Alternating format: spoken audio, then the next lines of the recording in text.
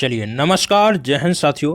स्वागत है आप सभी का यूट्यूब चैनल एजुकेशन वे में। दोस्तों, आज की इस वीडियो में हम सीडीपी के कुछ महत्वपूर्ण वैकल्पिक प्रश्नों को देखने वाले हैं। साथ में हमने कुछ शिक्षण के भी महत्वपूर्ण वैकल्पिक प्रश्नों को लिए हैं। दोस्तों, यदि आप C TET, Haryana TET, UP TET और साथ में यदि आप रीट एग्जाम में हिस्सा ले रहे हैं या फिर किसी भी टीईटी एग्जाम में हिस्सा ले रहे हैं तो आपके लिए बिल्कुल वीडियो महत्वपूर्ण होगा। दोस्तों, वीडियो को लास्ट तक जरूर देखिएगा और आपको कमेंट करते चलना है। प्रत्येक प्रश्न का उत्तर आप कमेंट बॉक्स में देते चलिएगा। दोस्तों, आपको बता दें कि सभी प्रश्न बिल्कुल आपके सिलेबस पर आधारित हैं, तो वीडियो को ध्यान से आपको जरूर देखना है। और चैनल में जितने भी भाई बहन चैनल पर नए हैं तो चैनल को सब्सक्राइब जरूर कर लीजिएगा और वीडियो को अपने दोस्तों में शेयर कर दीजिएगा। तो चलिए सबसे पहले प्रश्न की ओर हम बढ़ेंगे। तो सबसे पहला प्रश्न हमारा ये रहा है स्क्रीन पर। कह रहा है कि एक बच्ची कहती है कि धूप में कपड़े जल्दी सूख जाते हैं। वह डॉट डॉट डॉट कि किस समझ को क्या है वो प्रदर्शित कर रही है। बिल्कुल देखिए, इंपॉर्टेंट प्रश्न है, आपको इसको याद रखना है। बिल्कुल पहला ऑप्शन है प्रतीकात्मक विचार, ऑप्शन दूसरा है अहम केंद्रित चिंतन, ऑप्शन तीसरा है विपर्यय चिंतन और ऑप्शन चौथा है यहाँ पर कार्य कारण स्थापित करना। तो देखिए, कह रहा है कि एक बच्ची क्या कर रही है कि धूप में कपड़े सुखा रही है और वो कह रही है कि जल्दी धूप में कपड़े सूख जाते हैं। तो वो किस प्रकार की समझ को यहाँ पर व्यक्त कर रही है। तो देखिए, यहाँ पर ऑप्शन फोर्थ बिल्कुल यहाँ पर राइट आंसर हो जाएगा। देखिए, कार्य कारण स्थापित करना क्या कहलाता है। देखिए, पियाजे के द्वारा यहाँ पर देखिए चार अवस्थाएं अपने बच्चों पर उन्होंने चार प्रकार की अवस्थाओं को वहाँ उनके द्वारा आजमाया गया था। तो देखिए, चार प्रकार की उन्होंने बाल विकास की क्या है अवस्थाएं बताई हैं। पहली है जो पूर्व संवेदीगामक अवस्था, पहली है संवेदीगामक अवस्था, और जो दूसरी है वो है पूर्व संक्रियात्मक अवस्था, तीसरी है मूर्त संक्रियात्मक अवस्था और जो चौथी अवस्था है वो है औपचारिक संक्रियात्मक अवस्था। तो देखिए, जो बच्चा होता है वो जो औपचारिक संक्रियात्मक अवस्था होती है, इसमें क्या है बच्चा कार्य कारण स्थापित करना समझ लेता है ढंग से। तो देखिए, यहाँ पर ऑप्शन चौथा है क्या है बिल्कुल राइट आंसर हो जाएगा। देखिए, जो बच्चा है वो क्या है धूप में जो कार्य कर रहा है वो उसको मालूम है कि वो किस कारण से हो रहा है। तो देखिए, यहाँ पर जो औपचारिक संक्रियात्मक अवस्था है पियाजे की, उसको क्या है बच्चे के द्वारा वो समझ विकसित हो जाती है बच्चे में। तो देखिए, जो 11 वर्ष से 15 वर्ष के बच्चे होते हैं उनके मध्य में क्या है वो समझ डेवलप हो जाती है। तो देखिए, कार्य कारण स्थापित करना यहाँ पर बिल्कुल राइट आंसर हो जाएगा। चलिए इसी क्रम में बढ़ते हैं हम दूसरे प्रश्न की ओर। कह रहा है कि बच्चे के सामाजिकरण में परिवार की क्या भूमिका होती है। पहला ऑप्शन है कम महत्वपूर्ण होता है, ऑप्शन दूसरा है रोमांचकारी होता है, ऑप्शन तीसरा है मुख्य होता है, या फिर देखिए गौण होता है। तो देखिए, जो बच्चे की कह रहा है कि यहाँ पर सामाजिकरण में बच्चे के सामाजिकरण में परिवार की क्या भूमिका होती है। देखिए, जो सामाजिकरण होता है उसमें वो क्या होता है कि बच्चा सामाजिकरण की प्रक्रिया क्या है छोटे से ही शुरू हो जाती है बच्चे में। देखिए, जो बच्चा होता है वो क्या है परिवार के साथ में मिलता है घुलता है। और देखिए, जो यदि उसका परिवार बड़ा है, परिवार के साथ में देखिए यदि उसका परिवार बड़ा है तो बच्चे का विकास क्या होता है और ज़्यादा अधिक अच्छी तरह से होता है, क्योंकि वहाँ पर देखिए उसको सभी तरीके के देखिए प्रभाव देखने को मिल जाते हैं। यदि बच्चा देखिए जो खेल होता है, जो अपने साथियों के साथ में खेल खेलता है, उससे क्या है उसका सामाजिकरण उसका होना शुरू हो जाता है। तो देखिए, कह रहा है कि परिवार क्या है महत्वपूर्ण भूमिका निभाती है और जो बच्चा होता है वो उसकी जो अम, माता श्री होती हैं वो क्या है पहली शिक्षिका के रूप में होती हैं। तो देखिए, यहाँ पर कह रहा है कि बच्चे के सामाजिकरण में परिवार क्या करता है तो मुख्य भूमिका निभाता है। तो देखिए, ऑप्शन तीसरा बिल्कुल यहाँ पर राइट आंसर हो जाएगा। चलिए नेक्स्ट प्रश्न देखते हैं। कह रहा है कि निम्नलिखित में से कौन सा एक सही मिलान वाला जोड़ा है। पहला ऑप्शन है कि मूर्त संक्रियात्मक बच्चा क्या करता है संधारण और वर्गीकरण के योग्य होता है। ऑप्शन दूसरा कह रहा है कि औपचारिक संक्रियात्मक बच्चा क्या करता है अनुकरण प्रारंभ और कल्पनात्मक खेल खेलना जानता है। ऑप्शन तीसरा कह रहा है कि जो शैशवावस्था का बच्चा है वो क्या करता है तर्क का अनुप्रयोग और अनुमान लगाने में क्या हो जाता है सक्षम हो जाता है। ऑप्शन चौथा कह रहा है कि जो पूर्व संक्रियात्मक बच्चा है उसमें क्या है निगमात्मक जो विचार हैं वो क्या है आने प्रारंभ हो जाते हैं। तो देखिए, यहाँ पर सही जोड़ा आपको देखना है। तो देखिए, बिल्कुल यहाँ पर ऑप्शन पहला देखिए बिल्कुल राइट आंसर हो जाएगा। जो पियाजे की मैंने जो तीसरी अवस्था बताई थी कि जो मूर्त संक्रियात्मक अवस्था है, पियाजे के द्वारा देखिए अपने बाल विकास की चार अवस्थाओं को बताया गया था। तो वहाँ पर देखिए जो तीसरी अवस्था है वो मूर्त संक्रियात्मक अवस्था है। उसमें क्या करता है बच्चा संधारण और वर्गीकरण करने लगता है। देखिए, आरोही और अवरोही क्रम में अंतर करने लगता है। देखिए, समझने लगता है, देखिए क्रम से सभी चीज़ों को समझने लगता है। उसमें क्या होता है जो संधारण की क्षमता है वो क्या है जो संरक्षण का प्रभाव है वो भी आपको देखने को मिलेगा। देखिए विलोमीयता का भी गुण क्या है, जो मूर्त संक्रियात्मक बच्चा है उसमें आपको देखने को मिलेगा। तो सभी प्रकार की क्रियाएं ये मूर्त रूप से वो क्या है, जो मूर्त संक्रियात्मक अवस्था होती है उसमें मूर्त रूप से बच्चा तार्किक चिंतन करने लगता है। तो यहाँ पर पहला ऑप्शन बिल्कुल देखिए राइट आंसर हो जाएगा। चलिए इसी क्रम में बढ़ते हैं हम अगले प्रश्न की ओर। कह रहा है कि निम्न में से कौन सा एक मूल्यांकन का प्रकार नहीं है। देखिए कह रहा है कि मूल्यांकन का एक प्रकार नहीं है, बताना है आपको। तो देखिए पहला ऑप्शन है मानक, ऑप्शन दूसरा है निर्माणात्मक, और ऑप्शन तीसरा है योगात्मक, ऑप्शन चौथा है सीसीई। तो देखिए जो सीसीई है वो क्या कहलाता है, सतत और व्यापक मूल्यांकन कहलाता है, लेकिन हमारा उत्तर सही ये वाला नहीं है। देखिए कह रहा है कि मूल्यांकन का एक प्रकार नहीं है, तो आपको बताना है कौन सा एक प्रकार नहीं है। बिल्कुल देखिए इंपॉर्टेंट है, मापन हो गया, मूल्यांकन हो गया, बिल्कुल यहाँ से प्रश्न बनने के चांस होते हैं आपके एग्जाम में। तो देखिए यहाँ पर जो राइट आंसर हो जाएगा पहला ऑप्शन, बिल्कुल देखिए यहाँ पर राइट आंसर हो जाएगा। मानक क्या है, एक मूल्यांकन का प्रकार नहीं है। ठीक है, तो ऑप्शन पहला यहाँ पर क्या हो जाएगा, राइट आंसर हो जाएगा। अब देखिए जो निर्माणात्मक मूल्यांकन है इसको क्या बोलते हैं, रचनात्मक मूल्यांकन के भी नाम से भी जानते हैं इसको।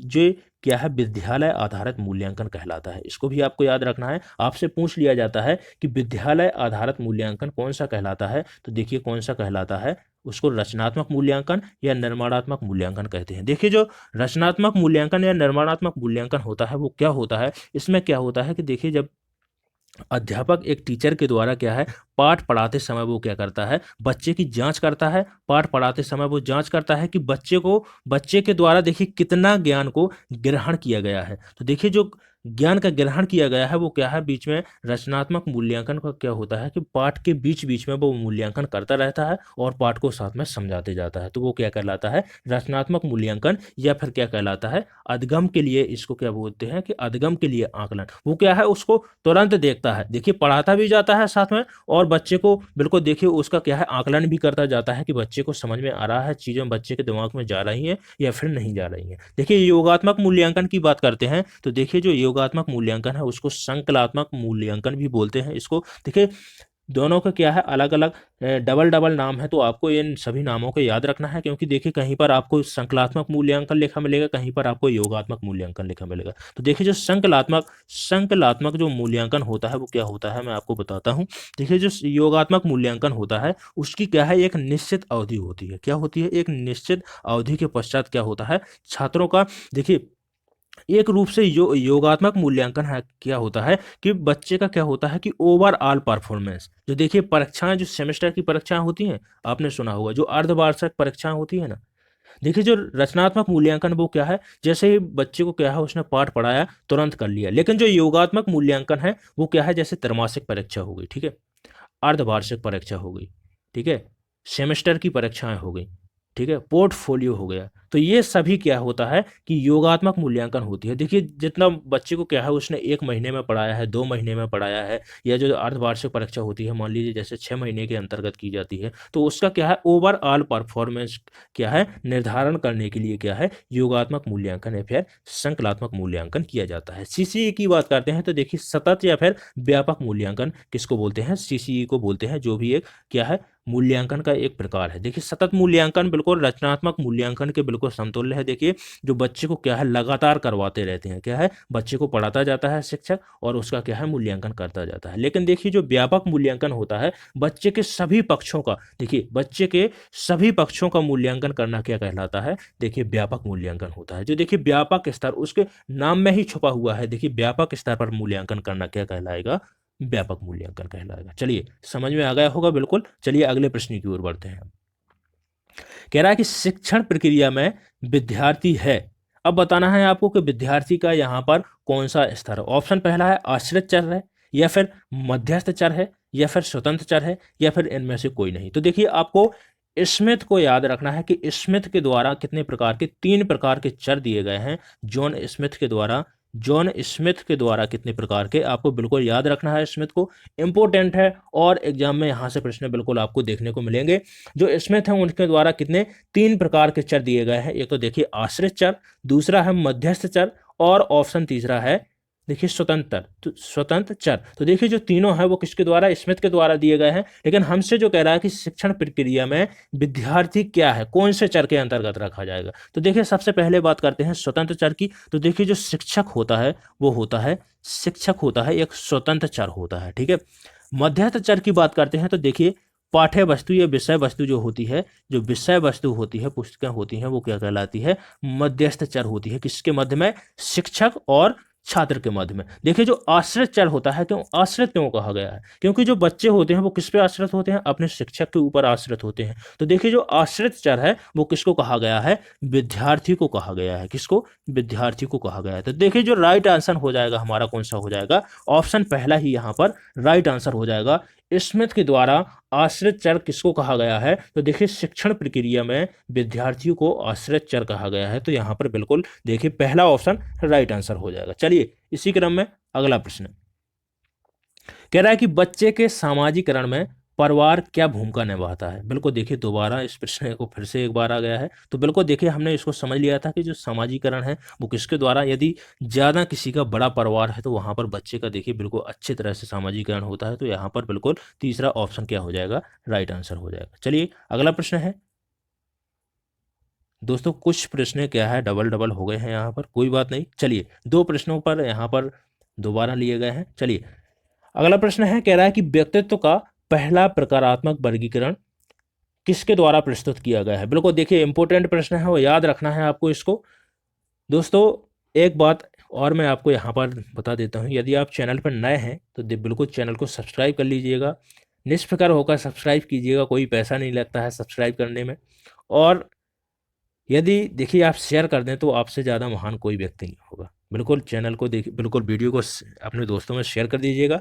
तो चलिए कह रहा है कि व्यक्तित्व का पहला प्रकारात्मक वर्गीकरण किसके द्वारा प्रस्तुत किया गया है। पहला ऑप्शन है मन के द्वारा, ऑप्शन दूसरा है हिप्पोक्रेटस के द्वारा, ऑप्शन तीसरा है शेल्डन के द्वारा, और ऑप्शन चौथा कह रहा है कि कैटल के द्वारा किया गया है। तो देखिए यहाँ पर दूसरा ऑप्शन बिल्कुल देखिए यहाँ पर राइट आंसर हो जाएगा, हिप्पोक्रेटस के द्वारा। हिप्पोक्रेटस के द्वारा क्या है, व्यक्तित्व का पहला प्रकारात्मक वर्गीकरण क्या है, प्रस्तुत किया गया है। अब देखिए हिप्पोक्रेटस के देखिए इंपोर्टेंट है, इसको आपको याद रखना है। बिल्कुल देखिए पूर्ण रूप से इसको समझेंगे, शॉर्ट में थोड़ा सा समझेंगे इसको। देखिए हिप्पोक्रेटस के द्वारा शारीरिक तरल के आधार पर, जो शरीर का जो तरल होता है, जैसे ब्लड हो गया, ठीक है, पित्त हो गया शरीर का, फेलगम हो गया, कफ जिसको बोलते हैं, ठीक है। तो इस शारीरिक तरल के आधार पर क्या है, हिप्पोक्रेटस ने यहाँ पर व्यक्तित्व के कितने, चार प्रकार के व्यक्ति बताए हैं यहाँ पर, ठीक है, कि चार प्रकार के व्यक्तियों का विभाजन कितने प्रकार से किया है, चार प्रकार से किया है। तो देखिए बिल्कुल एक एक को मैं अच्छे से आपको समझाते चलूंगा। जो पहला है उन्होंने बताया है रक्त, ठीक है। तो रक्त में देखिए किस प्रकार के व्यक्ति होगा, जो रक्त वाला व्यक्ति है, देखिए संगीन स्वभाव का होगा। कैसा होगा, संगीन स्वभाव का होगा, मिलने जुलने वाला होगा, एक दूसरे के साथ में मिलजुल कर काम करने वाला होगा। और क्या होगा, हंसमुख होगा। ये व्यक्ति क्या है, हमेशा आपको सक्रिय, बिल्कुल एनर्जेटिक समझ में आएगा, ठीक है। आपको याद रखना है जो रक्तीय प्रभाव का जो व्यक्ति है वो किस प्रकार का होगा, संगीन स्वभाव का होगा, हंसमुख होगा, देखिए बिल्कुल एनर्जेटिक प्रकृति का आप बिल्कुल इसमें आपको देखने को मिलेगा। तो देखिए पहला हो गया। इसके बाद देखिए जो दूसरा प्रकार बताया है वो कौन सा है, फेलगम, कफ के आधार पर बताया है। किसके आधार पर, कफ के आधार पर बताया है। बिल्कुल इसको नोट करते चलिएगा, देखिए इंपोर्टेंट है। बताया है कि देखिए जो कफ वाला जो व्यक्ति होता है ना, जिसके अंदर ज़्यादा कफ होता है, वो किस प्रकार का होता है, ज़्यादातर आपको देखिए उदास देखने को मिलेगा, निष्क्रिय प्रकृति का देखने को मिलेगा। देखिए उसके अंदर क्या है, बिल्कुल जो एनर्जी का लेवल है ना वो बिल्कुल लो होगा। वो क्या है, ज़्यादा सुस्त टाइप का, जो उदासी छाई रहेगी उसको, सुस्त टाइप का रहेगा, थका हुआ फील करेगा। तो जो देखिए कफ टाइप का जो व्यक्ति होगा वो किस प्रकार का होगा, थका हुआ महसूस करेगा। अब देखिए जो तीसरा प्रकार बताया है यहाँ पर, तीसरा प्रकार बताया है देखिए काले पित्त वाला व्यक्ति। कैसा, काला पित्त जिसका होगा, ठीक है। तो जो काले पित्त वाला व्यक्ति होगा वो कैसा होगा, उबासी, एकदम देखिए उबासी लेता होगा, बिल्कुल देखिए उदास टाइप का होगा, थका हुआ महसूस करेगा। इस प्रकार का व्यक्ति कैसा होगा, काले पित्त का व्यक्ति होगा। जो चौथा प्रकार बताया है वो किस प्रकार का है, देखिए चिड़चिड़ा। देखा आपने, चिड़चिड़ा होता है, छोटी छोटी बात पर गुस्सा हो जाना, चिड़चिड़ापन उसको बहुत ज़्यादा आ रहा है। और देखिए बिल्कुल एकदम से हावी हो जाना, किसी ने थोड़ी सी बात बोल दी तो गुस्सा आ गया, आवेश में आ गया। तो ऐसे व्यक्ति कैसे होते हैं, पीले पित्त वाले व्यक्ति होते हैं। तो देखिए यहाँ पर चार प्रकार से उन्होंने विभाजन किया है, बिल्कुल आपको याद रखना है। पहला है रक्ती प्रवृत्ति का, दूसरा है कफ जो होता है जिसके अंदर ज़्यादा, तीसरा है काले पित्त वाला, और जो चौथा है वो है पीले पित्त वाला। देखिए शेल्डन की बात करते हैं तो इन्होंने शारीरिक रचना के आधार पर देखिए 3 प्रकार के व्यक्तित्व के प्रकार बताए हैं, यहाँ पर आपको याद रखना है। लगा दीजिए। और जो चौथा है वो है कैटल ने बताया है, ठीक है। तो यहाँ पर आपको इतने प्रकार यहाँ पर याद रखना है। चलिए चलिए अगला प्रश्न देखते हैं। कह रहा है कि देखिए सामान्य तथा विशिष्ट कारक सिद्धांत का प्रतिपादन किसने किया था। पहला ऑप्शन है एल्फ्रेड बने के द्वारा, ऑप्शन दूसरा है गिलफोर्ड के द्वारा, या फिर स्पीयरमैन के द्वारा, या फिर थर्स्टन के द्वारा। तो देखिए इंपॉर्टेंट प्रश्न है और बुद्धि से संबंधित प्रश्न है। देखिए बिल्कुल बुद्धि से संबंधित प्रश्न निश्चित रूप से आपके एग्जाम में एक प्रश्न देखने को मिलेगा, तो यहाँ पर याद रखिएगा। देखिए जो सामान्य और विशिष्ट कारक सिद्धांत है वो द्विकारक सिद्धांत का हिस्सा है। किसका है? द्विकारक सिद्धांत को आपको याद रखना है कि द्विकारक सिद्धांत किसके द्वारा दिया गया है। तो जो आपका राइट आंसर हो जाएगा वो हो जाएगा स्पीयरमैन। तीसरे ऑप्शन के साथ में आपका विकल्प बिल्कुल तीसरा ऑप्शन राइट आंसर हो जाएगा, क्योंकि द्विकारक सिद्धांत किसके द्वारा? स्पीयरमैन के द्वारा दिया गया है। और सामान्य और विशिष्ट कारक 2 कारक यहाँ पर बताए गए हैं, एक तो जनरल फैक्टर और एक है स्पेशल फैक्टर। तो देखिए द्विकारक सिद्धांत, और यदि आपसे देखिए यहाँ पर पूछता है कि त्रिकारक सिद्धांत किसके द्वारा दिया गया है, तो ये भी देखिए किसके द्वारा दिया गया है? स्पीयरमैन के द्वारा दिया गया है। तो यहाँ पर देखिए स्पीयरमैन के द्वारा बुद्धि के 2 सिद्धांत दिए गए हैं, एक तो द्विकारक सिद्धांत और जो दूसरा है वो है त्रिकारक सिद्धांत। अब देखिए आपसे पूछता है यदि कि बुद्धि का एक कारक सिद्धांत किसके द्वारा प्रस्तावित किया गया है, तो एक कारक सिद्धांत देखिए, एक कारक सिद्धांत अल्फ्रेड बिने के द्वारा। गिलफोर्ड की बात करते हैं तो देखिए बुद्धि का धनात्मक सिद्धांत या जिसको त्रिकोणीय सिद्धांत भी बोलते हैं, तो देखिए गिलफोर्ड के द्वारा दिया गया है। थर्स्टन की बात करते हैं तो देखिए थर्स्टन के द्वारा समूह कारक सिद्धांत दिया गया है। समूह कारक सिद्धांत किसके द्वारा दिया गया है? तो थर्स्टन के द्वारा दिया गया है। और देखिए एक पॉइंट यहाँ पर और आपको याद रखना है, यदि आपसे पूछता है कि बहुबुद्धि का सिद्धांत किसके द्वारा दिया गया है, तो देखिए हार्वर्ड गार्डनर को आप याद रखिएगा। बिल्कुल देखिए सीटेट एग्जाम के लिए जड़ी बूटी की तरह काम करेगा हार्वर्ड गार्डनर। बिल्कुल देखिए मैं अगले जो प्रैक्टिस सेट लूंगा उसमें हार्वर्ड गार्डनर से संबंधित कुछ महत्वपूर्ण प्रश्न लूंगा। चलिए बढ़ते हैं इसी क्रम में अगले प्रश्न की ओर। कह रहा है कि तनाव को कम करने का अप्रत्यक्ष ढंग क्या कहलाता है। पहला ऑप्शन समस्या समाधान विधि, ऑप्शन दूसरा है व्यक्तिगत विधि, ऑप्शन तीसरा है रक्षात्मक यांत्रिकता, और ऑप्शन चौथा है इनमें से देखिए कोई नहीं। तो देखिए तनाव को कम करने का जो ढंग है, अप्रत्यक्ष ढंग है, जो अप्रत्यक्ष तरीके से जिसको तनाव को कम किया जाता है वो क्या है? रक्षात्मक यांत्रिकता। तो देखिए वो ऑप्शन तीसरा बिल्कुल देखिए यहाँ पर क्या हो जाएगा? राइट आंसर हो जाएगा। अब देखिए जो तनाव होता है वो किसके द्वारा? रक्षात्मक यांत्रिकता की बात करते हैं तो देखिए फ्रायड के द्वारा, इसके द्वारा दिया गया है। किसके द्वारा दिया गया है? फ्रायड के द्वारा दिया गया है रक्षात्मक यांत्रिकता। इसमें क्या करता है, एक जो किसी के ऊपर भी देखिए जो तनाव है तो उसको क्या है, अपने को समझा बुझाकर वो क्या कर लेता है, तर्क के द्वारा या फिर देखिए अपने आप को क्या है कि किसी तरीके से वो क्या करता है, तनाव को कम करने का प्रयास करता है। तो उसको क्या बोलते हैं? रक्षात्मक यांत्रिकता बोलते हैं। ठीक है, चलिए अगले प्रश्न की ओर बढ़ते हैं। कह रहा है कि मस्तिष्क की संरचना तथा कृत्यों में विभेद का परिणाम होता है। पहला ऑप्शन है तनाव होता है, या फिर पिछड़ापन होता है, डिसलेक्सिया होता है, या फिर देखिए इनमें से कोई नहीं। तो देखिए यहाँ पर ऑप्शन तीसरा बिल्कुल देखिए राइट आंसर हो जाएगा। जो डिसलेक्सिया है होता है वो क्या होता है? पढ़ने संबंधी समस्या को क्या बोलते हैं? डिसलेक्सिया बोलते हैं। किसको बोलते हैं?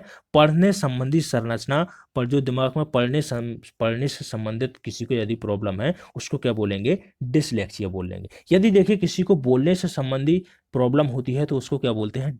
डिसलेलिया बोलते हैं। यदि देखिए किसी को गणितीय या तार के गणना करने में जिसको प्रॉब्लम है उसको क्या बोलते हैं? डिसकैलकुलिया बोलेंगे। और देखिए लिखने संबंधी समस्या को क्या बोलेंगे? डिसग्राफिया। तो देखिए बिल्कुल आपको समझते चल रहा है कि देखिए जो मस्तिष्क की संरचना और कृत्यों में विभेद का जो परिणाम होता है वो क्या होता है? डिसलेलिया बोलते हैं इसको। इसमें क्या होता है कि जो पढ़ने का होता है, पढ़ने संबंधी समस्या होती है। किसको? बालक को क्या होती है? पढ़ने से संबंधित क्या होती है? समस्या होती है। चलिए इसी क्रम में अगला प्रश्न देखते हैं।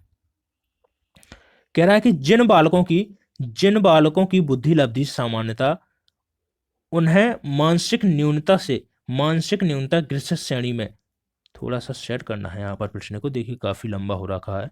कह रहा है कि जिन बालकों की बुद्धि लब्धि है, सामान्यतः उस उन्हें क्या बोलते हैं, मानसिक न्यूनता या ग्रसित की श्रेणी में रखा जाता है। कह रहा है कि देखिए जो आपके ऑप्शन दिए गए हैं इनमें से कौन सा बालक है जिसको मानसिक न्यूनता या ग्रसित की श्रेणी में या मानसिक मंदता की श्रेणी में, बिल्कुल देखिए उसको, जिसको जड़ बुद्धि के रूप में हम जानते हैं, उस श्रेणी में रखा गया है। तो देखिए ऑप्शन पहला है जो 70 से जिसकी कम बुद्धि लब्धि है। ऑप्शन दूसरा है, कह रहा है कि जहां 80 से 100 के बीच में बुद्धि लब्धि है उसको जड़ बुद्धि बालक बोलेंगे, या फिर जिसकी 70 से ऊपर है उसको बोलेंगे, या फिर कह रहा है कि इनमें से देखिए कोई नहीं। तो देखिए जिसकी बुद्धि लब्धि क्या है, 70 से कम है, उसको क्या है, मानसिक न्यूनता या ग्रसित की श्रेणी में रखते हैं। तो देखिए जिसकी 70 से कम है, तो यहाँ पर ऑप्शन ए, ऑप्शन पहला बिल्कुल देखिए यहाँ पर क्या हो जाएगा, राइट आंसर हो जाएगा। चलिए अगला प्रश्न देखते हैं।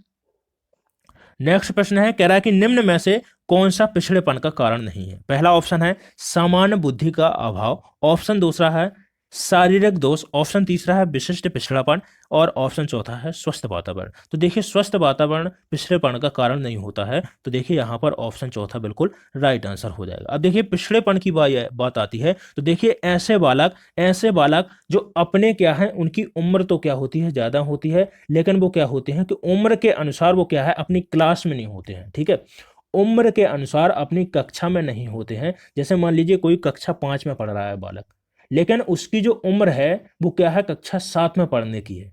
तो ठीक है, ऐसे बालक को क्या बोलेंगे, पिछड़ा बालक बोलेंगे। ठीक है, जो मतलब उसका जो उम्र है, जो वास्तविक आयु है उसकी, वास्तविक आयु तो है उसकी कक्षा 7 में पढ़ने की, लेकिन वो क्या कर रहा है, कक्षा 5 में पढ़ रहा है। तो जो कक्षा 5 के जो बालक हैं उनकी अपेक्षा वो क्या कहलाएगा, पिछड़ा बालक कहलाएगा, क्योंकि वो क्या है, अभी भी 5 में पढ़ रहा है, लेकिन उसको किस में पढ़ना चाहिए था, कक्षा 7 में पढ़ना चाहिए था। तो यहाँ पर पिछड़ापन क्या कहलाता है, देखिए बिल्कुल आपको समझ में आ गया होगा। और देखिए यदि आपसे पूछता है कि पिछड़ेपन का जनक, या देखिए पिछड़े बालकों का जनक जिन्होंने अध्ययन किया है उसका जनक किसको बोला गया है, तो देखिए सिरिल बर्ड को आपको याद रखना है। सिरिल बर्ड के द्वारा पिछड़े बालकों पर क्या है, अध्ययन किया गया है। चलिए अगला प्रश्न देखते हैं। कह रहा है कि कार्य को आरंभ करने, जारी रखने और नियमित करने की प्रक्रिया क्या कहलाती है। पहला ऑप्शन प्रेरणा, ऑप्शन दूसरा है संवेदन, ऑप्शन तीसरा है सीखना, या फिर देखिए प्रत्यक्षीकरण।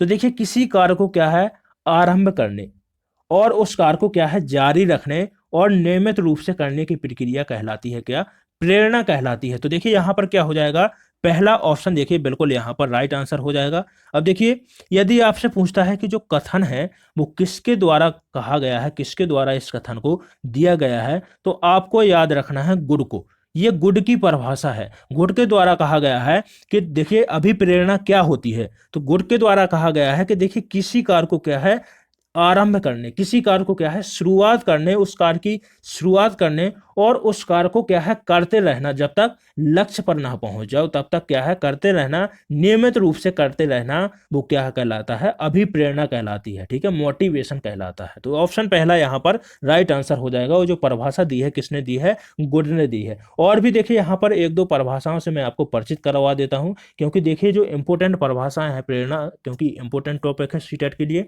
देखिए स्किनर की परिभाषा है, बिल्कुल देखिए आपको मैं ट्रिक के साथ में बताऊंगा यहाँ पर परिभाषा याद रखने का तरीका। तो देखिए जो स्किनर है उनके द्वारा कहा गया है कि जो अभिप्रेरणा है वो क्या है, अधिगम का सर्वोच्च क्या है, राजमार्ग है। जहां पर भी आपको अभिप्रेरणा से संबंधित जो परिभाषा है उसमें राजमार्ग देखने को मिले तो समझ लेना कि ये प्रेरणा की परिभाषा है। देखिए क्या है, अभिप्रेरणा अधिगम का क्या है, सर्वोच्च क्रम, सबसे उत्तर, सबसे उच्च मतलब अच्छा, सबसे अच्छा क्या है, राजमार्ग है। तो देखिए जहां पर भी आपको राजमार्ग देखने को मिले अभिप्रेरणा की परिभाषा में, तो समझ जाइएगा कि ये परिभाषा किसके द्वारा, स्किनर के द्वारा दी गई है। अब देखिए एक परिभाषा और यहां पर याद रखना है, क्रो एंड क्रो की परिभाषा है। उनके द्वारा कहा गया है कि अभिप्रेरणा जो होती है वो क्या है, हमारे क्यों का उत्तर देती है। किसका उत्तर देती है, जहां पर आपको क्यों देखने को मिले वो किसके द्वारा कहा गया है, क्रो एंड क्रो के द्वारा कहा गया है। तो क्रो एंड क्रो ने क्या कहा है कि अभिप्रेरणा हमारे क्यों का उत्तर देती है, क्योंकि देखिए जो लक्ष्य है हमारा, जो लक्ष्य है जो हम करना चाहते हैं उसका क्या है, उत्तर देती है। क्योंकि हम लक्ष्य को क्या कर, यदि हम ज्यादा मोटिवेटेड हैं तो वो क्या है, हम लक्ष्य को प्राप्त कर लेते हैं। इसी प्रकार जो अभिप्रेरणा है वो क्या है, क्यों का उत्तर देती है। ठीक है, मेरे को देखिए समझ में आ गया होगा। चलिए बढ़ते हैं अगले प्रश्न की ओर। कह रहा है कि विकास की गति एक दूसरे से क्या होती है, भिन्न होती है, किंतु यह एक डॉट डॉट डॉट नमूने का क्या करती है, अनुगमन करती है। बिल्कुल देखिए कह रहा है कि किस नमूने का अनुगमन करती है। पहला ऑप्शन है एड़ी से चोटी का, ऑप्शन दूसरा है अव्यवस्थित या फिर अप्रत्याशित, ऑप्शन चौथा है क्रमबद्ध और व्यवस्थित। तो देखिए जो विकास होता है वो क्या है, जीवन भर बिल्कुल देखिए लगातार चलता रहता है। वो चाहे वो किसी भी रूप में हो, चाहे वृद्धि के रूप में हो, देखिए विकास चाहे सामाजिक तौर पर हो या देखिए मानसिक तौर पर हो, विकास की गति क्या होती है, नियमित रूप से सारी जिंदगी भर चलती रहती है। तो देखिए विकास क्या है, ये क्रमबद्ध और देखिए व्यवस्थित तरीके से क्या है, संपूर्ण जीवन चलता रहता है। तो देखिए यहां पर ऑप्शन चौथा बिल्कुल क्या हो जाएगा, राइट आंसर हो जाएगा। चलिए अगला प्रश्न देखते हैं। कह रहा है कि विकास के लिए, देखिए दूसरा यहां पर विकास से संबंधित प्रश्न है और देखिए वृद्धि और विकास बिल्कुल इंपॉर्टेंट टॉपिक है। दोस्तों याद रखिएगा कि यहां पर थोड़ा सा डिस्टर्ब हो गया है हमारा प्रश्न। दोस्तों आपको बता दें, यदि आप चैनल पर नए हो तो बिल्कुल चैनल को सब्सक्राइब कर लीजिएगा और वीडियो में अपने दोस्तों में शेयर कर दीजिएगा। देखिए कोई भी भाई बहन सीटेट की तैयारी कर रहा हो तो देखिए हमारे चैनल पर ईवीएस और साथ में देखिए सीडीपी के हिंदी पेडागोगी की हिंदी से संबंधित सभी विषयों से संबंधित बिल्कुल यहाँ पर प्रैक्टिस सेट चलाए जा रहे हैं। तो बिल्कुल अपने दोस्तों को आमंत्रित कीजिएगा, उनके उनके दोस्तों के बीच में वीडियो को शेयर कर दीजिएगा। चलिए, और यदि नए हैं चैनल पर तो सब्सक्राइब कर लीजिएगा चैनल को। कह रहा है कि विकास जन्म के साथ प्रारंभ होता है और समाप्त हो जाता है, पहला ऑप्शन है। ठीक है, दूसरा ऑप्शन है, देखिए दूसरा ऑप्शन यहाँ मिस्टेक है, यहां से शुरू होता है हमारा दूसरा ऑप्शन। कह रहा है कि जो विकास है वो सामाजिक सांस्कृतिक संदर्भ में विकास ये क्या है, महत्वपूर्ण भूमिका का क्या करता है, निर्वाह करता है। देखिए जो दूसरा ऑप्शन है वो क्या कह रहा है, कह रहा है कि सामाजिक और सांस्कृतिक संदर्भ में विकास क्या करता है, एक महत्वपूर्ण भूमिका निर्वाह करता है। ठीक है, ऑप्शन तीसरा है विकास एकल आयामी होता है, ऑप्शन चौथा कह रहा है कि विकास पृथक होता है। तो देखिए यहां पर जो हमारा दूसरा ऑप्शन है वो क्या हो जाएगा, राइट आंसर हो जाएगा। देखिए आपको यहां पर वाइगोत्स्की को याद रखना है, वाइगोत्स्की के द्वारा कहा गया है, वाइगोत्स्की और बेंडूरा को याद रखिएगा। तो वाइगोत्स्की के द्वारा कहा गया है कि देखिए जो विकास होता है वो किसके द्वारा होता है, समाज के द्वारा होता है। समाज, देखिए जो भारत है वो क्या है, विभिन्न पृष्ठभूमि वाला देश है। देखिए क्या है, यहाँ पर भाषा में आपको विविधता देखने को मिलेगी, यहाँ पर आपको जातियों में देखिए विविधता देखने को मिलेगी। तो देखिए सांस्कृतिक तौर पर बताया गया है कि देखिए क्या है, हमेशा कुछ ना कुछ यहाँ पर देखिए सीखने को मिलता ही रहता है। देखिए क्या है कि जब समाज बड़ा होता है, देखिए जहाँ पर मतलब बहुत सारे लोग हों तो वहाँ पर क्या है, देखिए सीखने को बिल्कुल निश्चित रूप से मिलेगा आपको।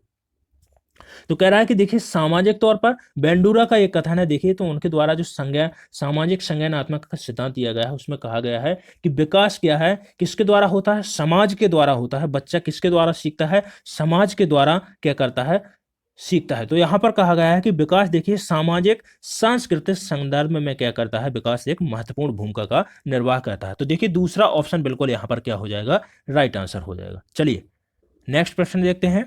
कह रहा है कि व्यक्ति एक दूसरे से क्या करते हैं, एक दूसरे से भिन्नता क्यों होती है व्यक्तियों में। कह रहा है कि व्यक्तियों में एक दूसरे से भिन्नता क्यों होती है। ऑप्शन पहला है वातावरण के प्रभाव के कारण या फिर जन्मजात विशेषताओं के कारण होती है, ऑप्शन तीसरा है वंशानुक्रम और वातावरण के बीच अन्योन्य क्रिया के कारण होती है, और ऑप्शन चौथा कह रहा है कि प्रत्येक व्यक्ति को उसके माता पिता से जीनों का भिन्न समुच्चय प्राप्त होने के कारण होती है।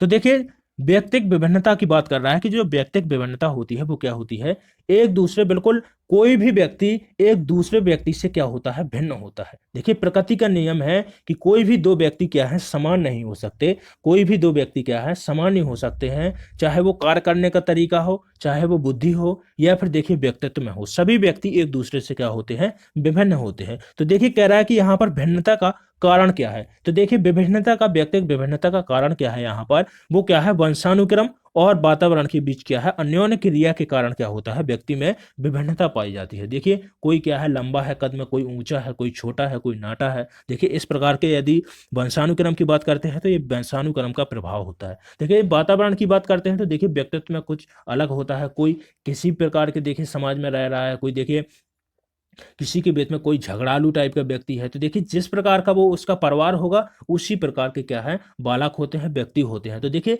जो विभिन्नता का जो कारण है वो क्या होता है, एक तो वंशानुक्रम होता है, जो आनुवंशिकता जिसको बोलते हैं देखिए उस पर होता है, और दूसरा जो होता है वातावरण होता है। जो देखिए वंशानुक्रम होता है वो क्या होता है कि जैसा माता पिता होते हैं वैसे ही क्या है, कुछ गुण क्या है बालक में आ जाते हैं। चलिए अगला प्रश्न देखते हैं, तो जो यहाँ पर राइट आंसर हो जाएगा ऑप्शन तीसरा यहाँ पर क्या हो जाएगा, राइट आंसर हो जाएगा। चलिए नेक्स्ट प्रश्न देखते हैं। कह रहा है कि मानसिक आयु का प्रत्यय दिया था। कह रहा है कि मानसिक आयु का प्रत्यय किसके द्वारा दिया गया था। पहला ऑप्शन है बिने या साइमन के द्वारा, ऑप्शन दूसरा है स्टर्न के द्वारा, ऑप्शन तीसरा है श्रेलबर्ट के द्वारा, ऑप्शन चौथा है टर्मेन के द्वारा। तो देखिए जो मानसिक आयु का प्रत्यय है, मानसिक आयु का संप्रत्यय किसके द्वारा दिया गया था, तो बिने साइमन को आपको याद रखना है। यदि आपसे पूछता है कि कब दिया गया था, तो जो 1908 का उनका संशोधन नियम था उसमें देखिए मानसिक आयु का प्रत्यय क्या है, प्रस्तावित किया गया था। देखिए स्टर्नबर्ग की बात करते हैं तो देखिए, और देखिए साइमन से आपको याद रखना है, बिने साइमन से, तो देखिए बुद्धि का एक कारक सिद्धांत बिने के द्वारा दिया गया है। स्टर्न की बात करते हैं तो देखिए बुद्धि लब्धि का जो प्रत्यय है, बुद्धि लब्धि किसके द्वारा, जो जिसमें मानसिक आयु बटे वास्तविक आयु का जो सूत्र है वो किसके द्वारा दिया गया था, तो देखिए स्टर्न के द्वारा दिया गया था मानसिक आयु। और यदि पूछता है कि कब दिया गया था, तो देखिए 1912 में स्टर्न के द्वारा मानसिक आयु बटे वास्तविक आयु का क्या दिया गया था, सूत्र दिया गया था। लेकिन यदि आपसे कहता है कि देखिए मानसिक जो स्टर्नबर्ग है उसके द्वारा क्या दिया गया था, सूत्र दिया गया था, लेकिन यदि आपसे पूछता है कि बुद्धि लब्धि का सूत्र किसके द्वारा या बुद्धि लब्धि का संप्रत्यय किसके द्वारा दिया गया था, तो आपको टर्मन को याद रखना है, क्योंकि जो मानसिक आयु का जो प्रत्यय है वो बुद्धि लब्धि का संप्रत्यय है वो किसके द्वारा 100 का इसमें गुणा करके 100 का गुणा करके किसके द्वारा दिया गया था, टर्मन के द्वारा दिया गया था। यदि आपसे पूछता है एग्जाम में प्रश्न कि जो टर्मन है उनके द्वारा क्या दिया गया था, तो बुद्धि लब्धि का देखिए संप्रत्यय दिया गया था, याद रखना है। यहां पर आपको स्टर्नबर्ग नहीं लगाना है। लेकिन यदि आपको प्रश्न में मिलता है कि उसमें यदि 100 से गुणा नहीं है और पूछता है कि बुद्धि लब्धि की खोज किसके द्वारा की गई थी, तो देखिए फिर स्टर्नबर्ग आपको लगाना है। श्रेलबर्ट की बात करते हैं तो देखिए श्रेलबर्ट पिछड़े बालकों पर अध्ययन के जनक किसको कहा गया है,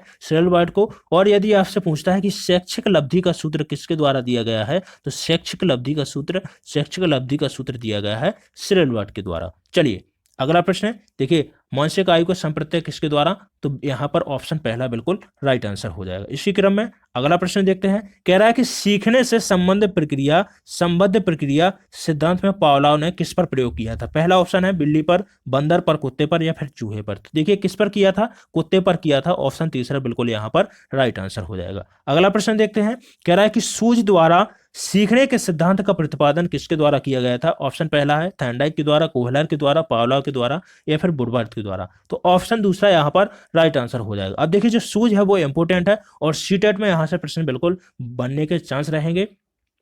तो देखिए यहाँ पर सूझ को समझ लीजिएगा। जो सूझ है वो क्या होती है, अचानक आती है।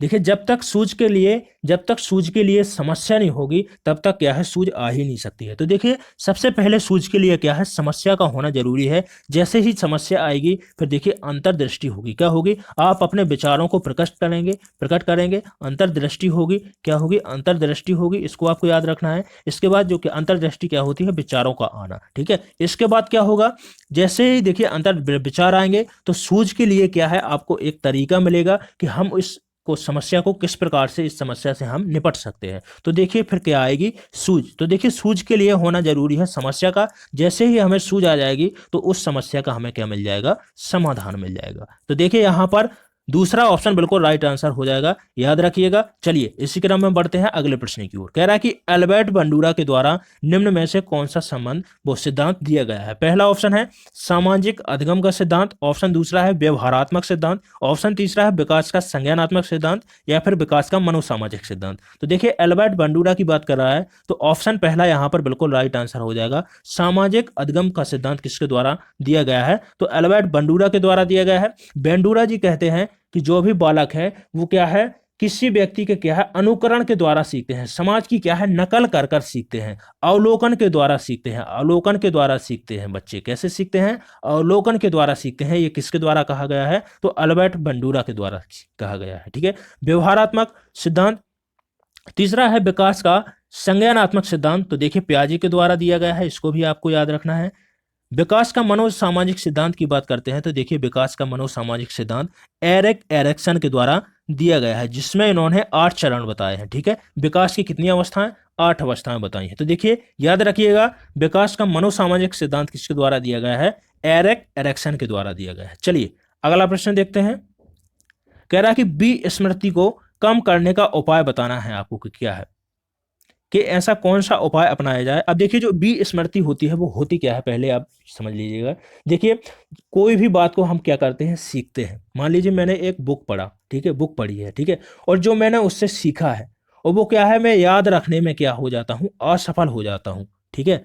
वो क्या है, मैं याद नहीं रख पाता कोई चीज़, ठीक है। और जो मैंने सीखा है, जितना सीखा है वो भी क्या करता हूँ, सोचता हूँ कि उसको याद लाऊं, उसको दिमाग में लाऊं, लेकिन वो क्या है, दिमाग में नहीं ले आ पाता हूँ, ठीक है। तो इस स्थिति को क्या बोलते हैं, विस्मृति बोलते हैं। देखिए जो सीखा हुआ है उसको क्या है, स्मरण ना कर पाना, उसको स्मरण ना कर पाना, सीखी हुई चीज को क्या है, याद ना कर पाना, या फिर देखिए उसको चेतन मन में ना ला पाना, क्या कहलाता है, विस्मृति कहलाता है। तो देखिए इसका उपाय क्या है, तो देखिए जब हम किसी चीज को बार बार पढ़ेंगे, ठीक है, जब किसी चीज को हम बार बार पढ़ेंगे तो वो क्या है, वो चीज क्या हो जाएगी, स्मृति में हमारे आ जाएगी, ठीक है। तो यहां पर क्या हो जाएगी कि ऑप्शन तीसरा यहां पर बिल्कुल राइट आंसर हो जाएगा। तो कि देखिए विस्मृति को कम करने का उपाय क्या हो जाएगा, देखिए किसी पाठ की बार बार यदि हम पुनरावृत्ति करते हैं, किसी पाठ किसी चीज को हम क्या करते हैं, बार बार पढ़ते हैं। मान लीजिए कोई बच्चा है छोटा सा, वो टेबल याद कर रहा है, तो देखा होगा आपने, रटते हुए देखा होगा, बार बार रट रहा होगा। मान लीजिए 2 की टेबल है, ठीक है,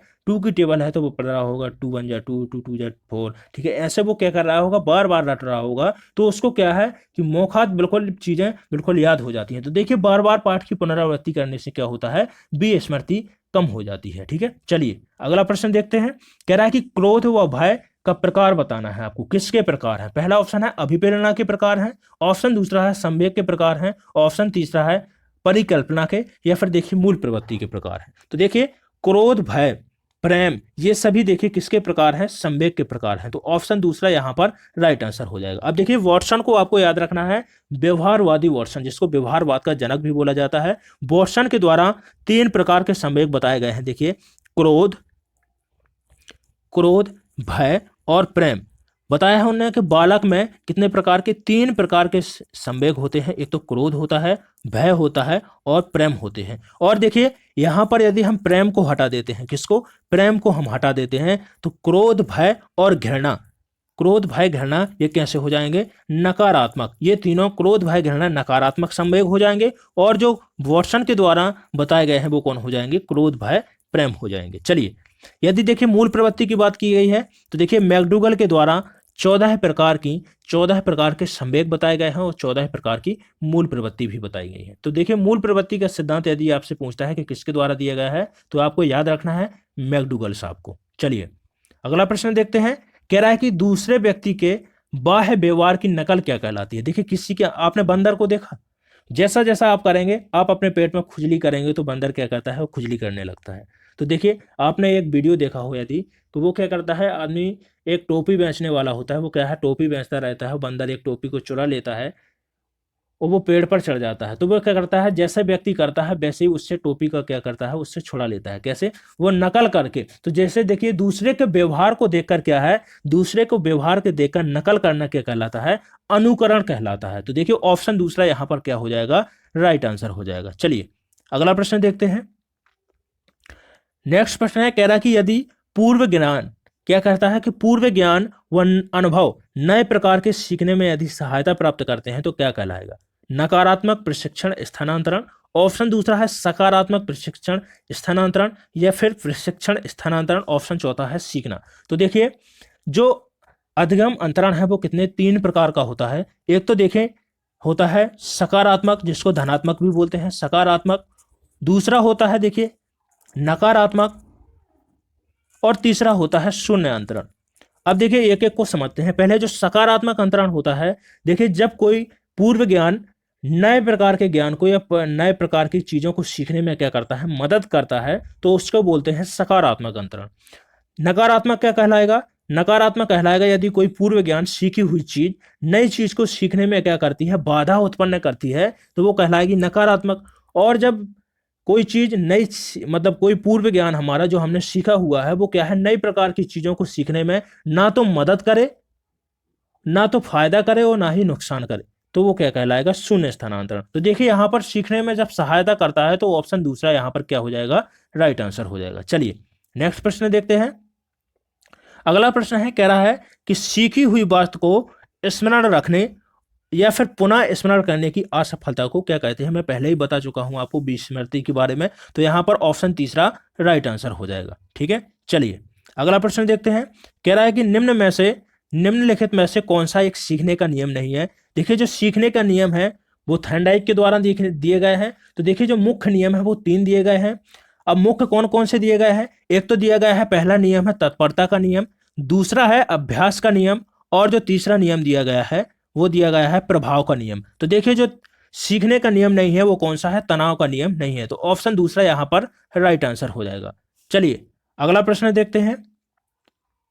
बिल्कुल देखिए दोस्तों सभी प्रश्न बिल्कुल कंप्लीट कर लिए हैं, और कमेंट जरूर कीजिएगा कि यदि आपको चीजें समझ में आई हैं या फिर नहीं आई हैं। समझ में आई हो तो बिल्कुल देखिए चैनल को सब्सक्राइब कीजिएगा, और वीडियो पर क्या है एक लाइक तो बिल्कुल करके जाइएगा। दोस्तों रिक्वेस्ट रहेगी आपसे कि बिल्कुल दोस्तों में अपने शेयर कर दीजिएगा वीडियो को, यदि अच्छा लगता है दोस्तों को बताइएगा। जो भी भाई बहन C TET, UP TET, Haryana TET या फिर किसी भी टीईटी एग्जाम की तैयारी करते हैं, क्योंकि सभी टीईटी एग्जाम में क्या है सीडीपी के कुछ देखिए महत्वपूर्ण प्रश्न पूछे जाते हैं।